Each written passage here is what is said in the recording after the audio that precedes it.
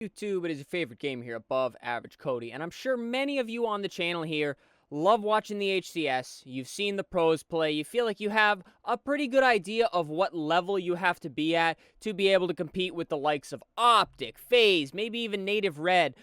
But many of you probably have not actually played against this level of teams, even in the ranked arena, let's say 1900, 2000 Onyx. And let me tell you guys, it is crazy. It is very hard, and if you do not have a game plan to a T with teammates that can fry very well, you get put in quite a blender, and that is exactly what happened to us at the first open online qualifier this year for the HCS. We thought we were ready. We thought we were going to get at least a map somewhere, but we got absolutely thrashed. So today, guys, our winners round one matchup against 4 players by the names of Grand Shiesty, Tricky, Yaxon, and Kilimanjaro.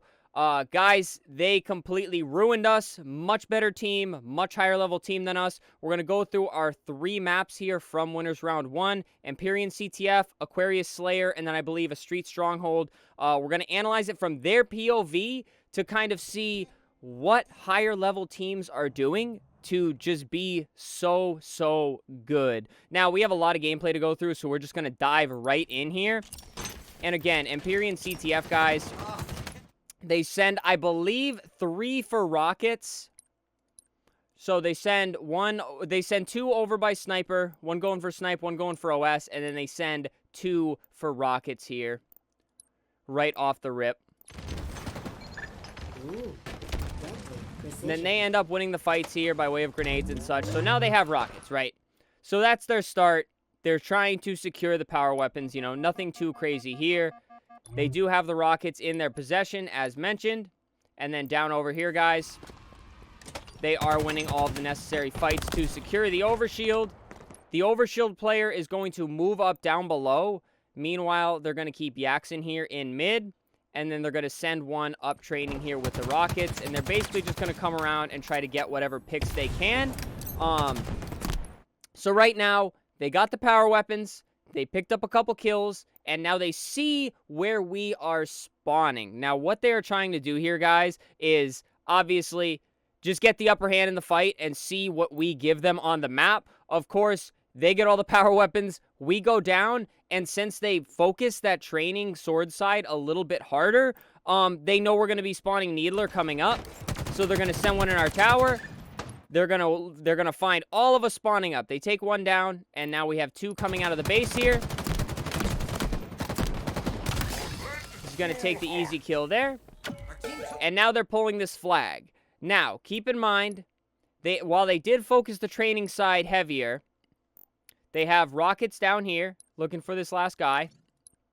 And then they have 1 other person waiting to support the flag runner, right?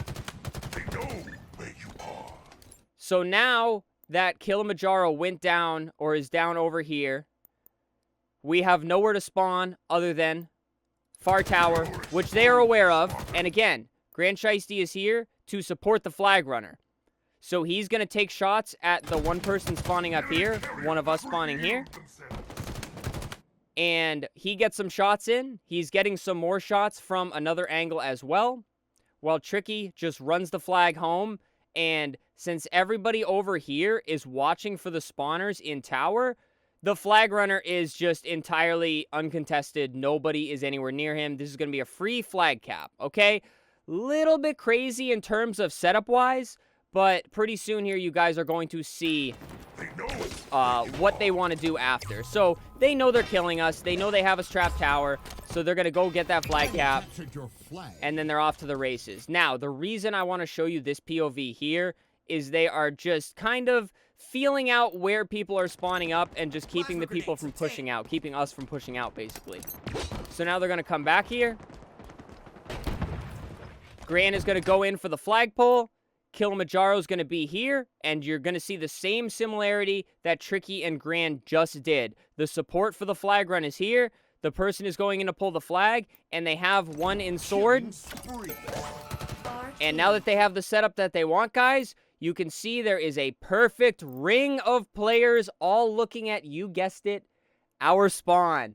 So now that the craziness is done, they secured all the power weapons they want, and they got the spawns to where they wanted, now it is just hold your setup and do what you must to get it done. And here it is. Tricky's in a position where he's just going to roam because he's basically right now the extra man here. So they have one controlling sword side to get a different angle on this tower. They have one here roaming, which is Tricky. And then they have the flag runner and the person that is there for the flag support here. So Kilimanjaro is the flag support. They see we get caught out Needler. And we put up a bit of resistance here to Kilimanjaro and them running the flag. But now you have the roamer Tricky who is here to get that flag. So while Kilimanjaro regens, Tricky, the roaming person, is going to go grab that flag. Meanwhile, the flag made it to the end of Long Haul. Kilimanjaro does not have to keep contesting this. They can just get the flag cap. While the flag cap comes up, they have Grand Shiesty off spawn. Full health. He's going to run out and chow those players long haul. And basically just make sure they do not move up. And they're going to wait until that flag is capped. And then they're going to be looking to get back into their setup here. Grand tries to live up there. We're able to make it up through long haul. Tricky grabs that cap. And now they're going to stay back and play some defense. And we're actually able to get the pull there. Bandos goes down in training. I'm alone pulling the flag, and I'm done. So basically, they just played defense as much as they needed to.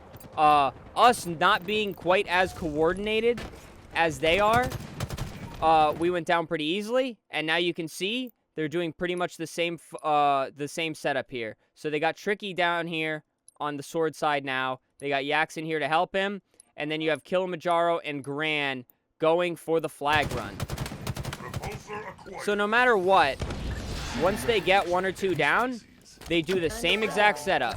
Here we go. Flag runner and support guy. And they're off to the races, basically. But we're actually pinned in tower again, which, again, to their plan here. We are actively getting killed in tower. We're too busy fighting the people over here in sword. And here you go. One person trickles out.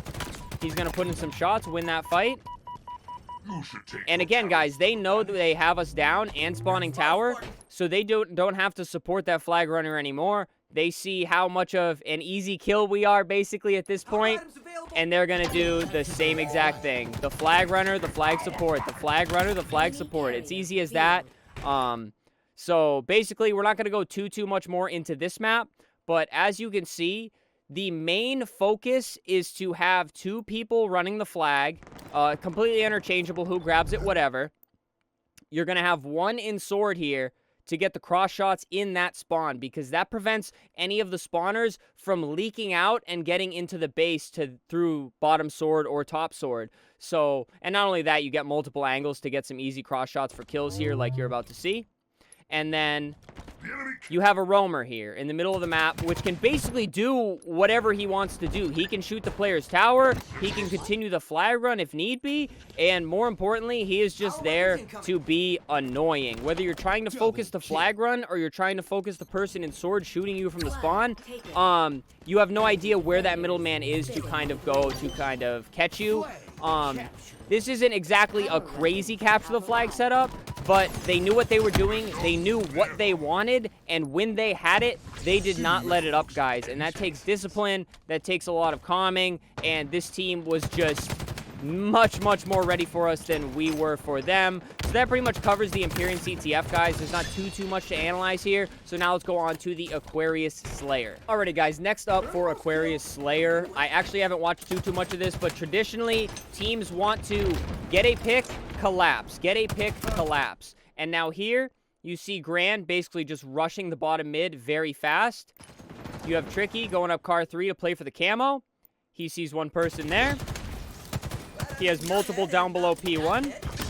He's going to secure this camo basically for free. And now he's just going to go to wherever he needs to be to pick up some kills. He's going to keep roaming down below. And we're going to keep this camo angle here to see where he's headed. So right now, a little confusion. But now that they know where we're spawning, You can see we are all here in back util. Tricky's heading that way with the camo. Gran is here. Basically, he's the man entry fragging and seeing that we're all spawning there. Then you have Yaxin getting an angle. And you have Kilimanjaro getting the one trickling out through the base here. And now they're posted up. They're going to take whatever angles they want. Keep an eye out. And just make sure they help each other. Bit of a solo push here, but he has the heat wave, so he can back him off. And now he's just chilling. He's going to wait for the help. And now they have the entry point. Meanwhile, Yaxin was taking the fight on the left stairs there. He had the help coming in on the right side. They get one pick, as you can see by the kill assist. And then they collapse. And I mean, at that point, basically everybody was already wiped out, but... And now they're going to do it again. They're going to find the spawns. Well, would you look at that? Once they're confident they know there's no spawners trickling out, they're going to collapse. You see the heat wave going into entry frag here. I believe that's 2 down already. Just completely engulfing us. Because basically, what they're doing is, when they find the spawn, they are going to get to you before you have time to trickle out, and then just collapse from multiple different angles. And you can see they're not necessarily holding the mid control and getting tons of shots or anything. They're just spread about the map, such that when they figure out where we are, they can just take all of the cross shots they want. Yaxin sees they have 1 down, so he's going to kind of hold and see where he's needed. And now he's going to shift over. Okay, he's going to call out util. You can see the collapse is flying in on util. We have 1, 2, and then the third one right behind the logo here.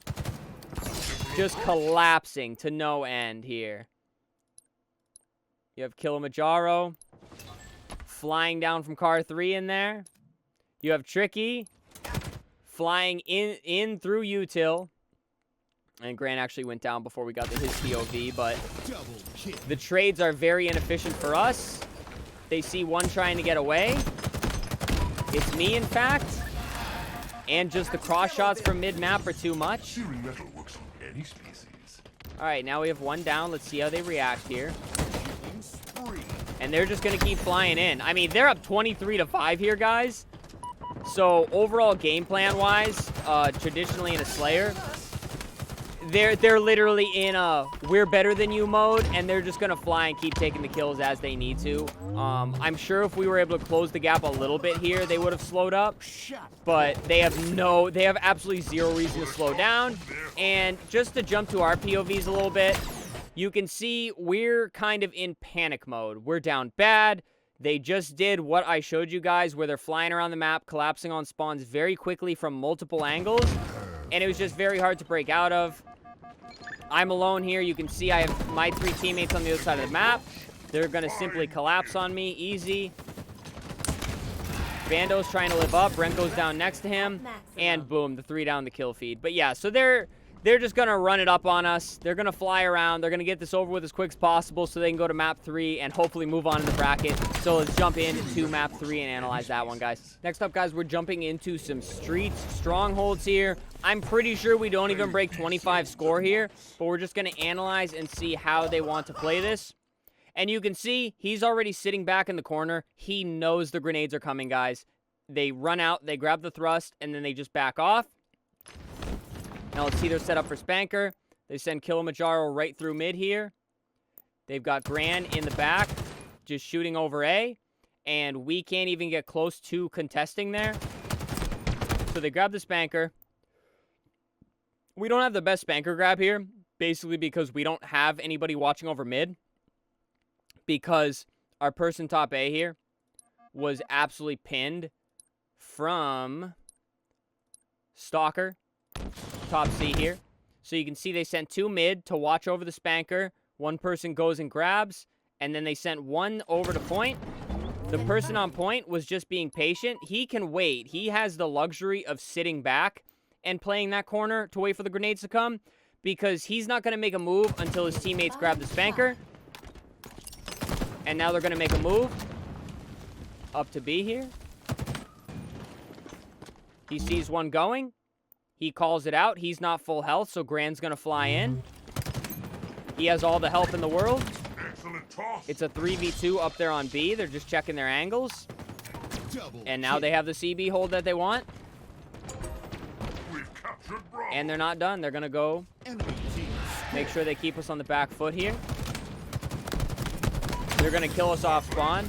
He got a little overzealous there. I definitely think this game was more of what I mentioned in the Slayer. They're just better, and they knew that, and there's nothing wrong with that. You know, this was winners round 1. If you're going to go far in this tourney, you could literally be playing Halo 8, 10, even 12 hours on the Open 1 qualifier day. So they want to get this over with as quick as possible. So they're going to run it. They're going to grab the triple caps. And as you can see, guys, the only reason I'm leaving this up here, same thing that I mentioned on the Emperion. The entire ring around the spawn here. Jackson's going to go and get an angle. He's going to help out the team. They have one go down, but that doesn't matter because they're efficiently trading kills. They have the numbers. And here they have the BC hold with us still spawning in PD. And they're just going to collapse. They're going to kill off the rest of us. And they see they're losing B, so they're going to go up. Get the easy kill on B. And they're going to wrap right around. So they're on the B cap now. They assume the spawners are coming C. And now it's just textbook, just run the spawns like they did on Emperion. Much less of a game plan here by them. They're definitely not going to like post up and play this like they normally would. Because, again, they just know they're better. They're trying to get this over and done with. And they're just going to keep basically doing whatever they want. So, yeah, that pretty much covers it. I'd say there's not too much that we need to analyze here.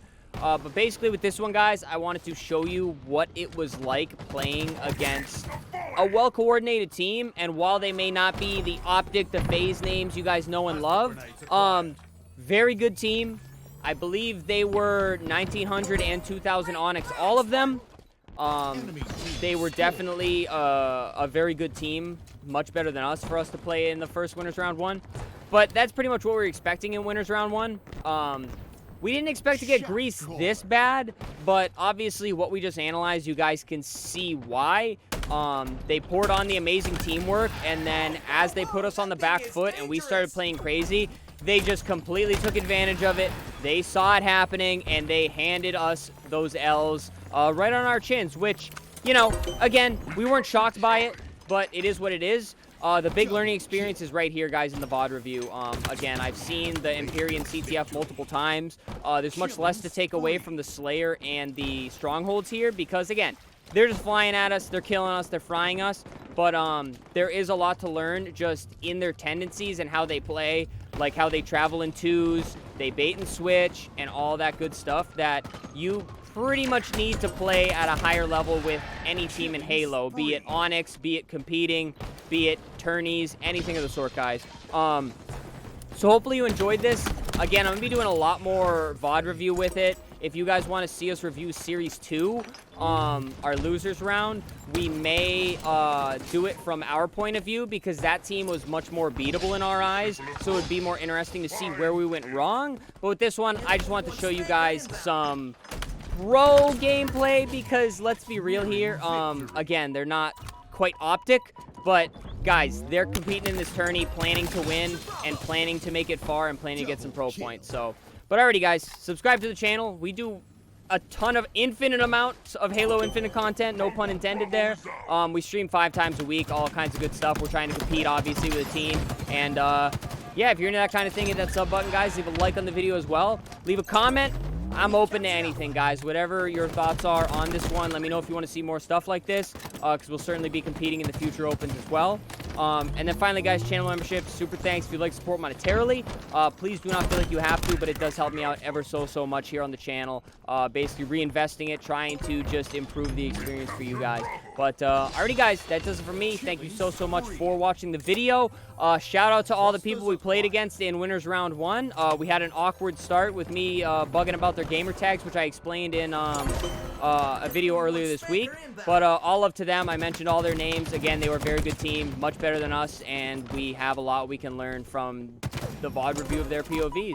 But alrighty, guys, stay happy, stay healthy, and stay tuned for the next video.